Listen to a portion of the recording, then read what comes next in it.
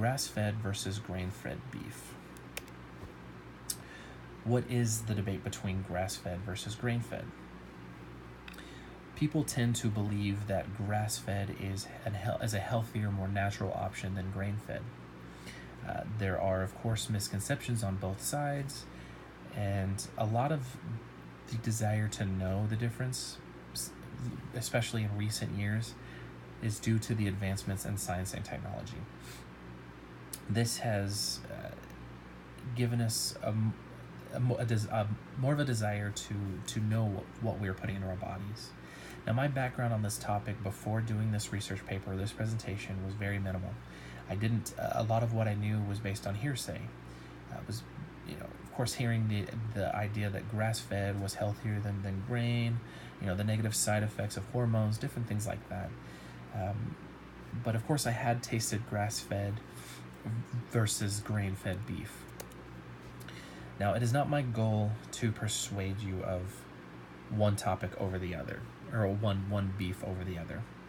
This is just trying to help you understand just a few of the differences between the two, and help you understand the background of where this debate has come from. And this also stems from a desire for myself to learn more about this topic. It is something that I find very interesting, especially when it comes to purchasing meat.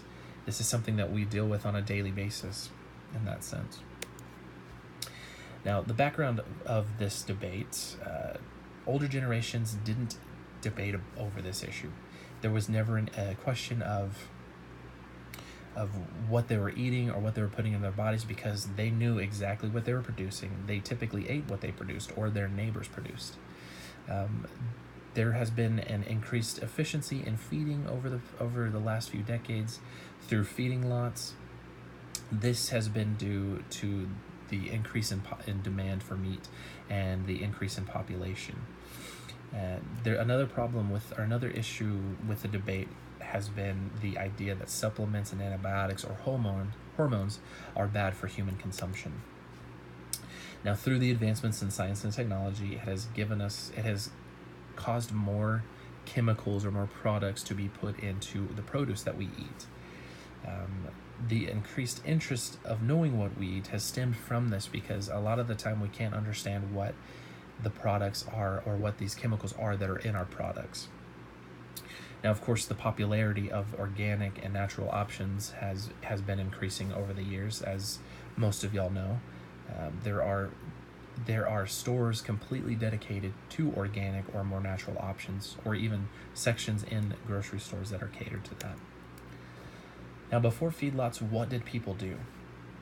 They ate what they produced. Like I said before, they knew exactly what they produced because they were either producing it or their neighbors were. They saw it on a daily basis. There weren't all the chemicals, there weren't all the pesticides that went into production. There also weren't as many food choices or purchasing options that we have nowadays. They couldn't go to a grocery store and purchase all of their options in one location at one time.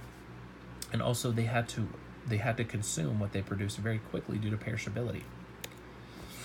Now, currently, we have had advancements in refrigeration and transportation, which has allowed us to live further away from these feedlots or farmers or producers, because this food can last longer and be shipped further away.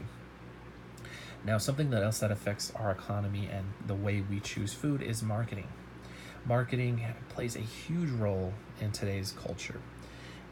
It advertises products such as organic or grass-fed beef rather than grain-fed. Of course, those are used to help consumers or to persuade consumers to purchase their product over another.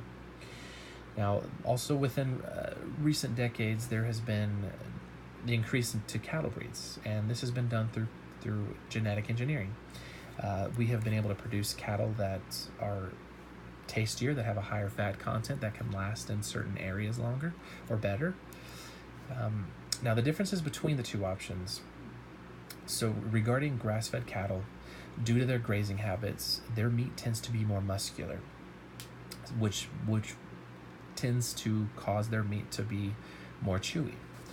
Now, on the However, grass-fed beef is higher in omega-3 fatty acids than grain-fed beef.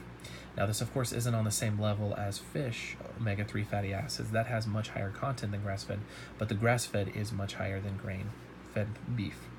Now, grain-fed beef tend to be higher in fat due to their sedentary lifestyle and quickness of growth.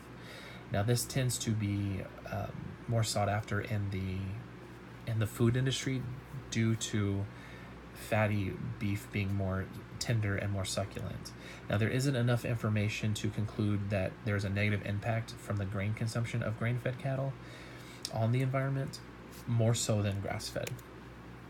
The decision is ultimately up to you. I would suggest you do more research on the topic to more thoroughly understand what is going on. I wasn't able to cover much of it in this short presentation. Now, the taste, something else you can do to figure out what you prefer is taste the two differences. Go to a store, buy the two different options, and try them out for yourself. Now, what aspect is more important to you, taste or natural? Now, there are many more aspects of this topic that I wasn't able to cover in this short presentation. It is important for you to decide what is more important to you. Are you more worried about the environment? Are you more worried about quality? Are you more worried about taste? Do you not care about those things? Price is something you have to take into effect as well, because grass-fed or organic meats are going to be more expensive than your typical grain-fed beef, depending on the type or the breed of cattle.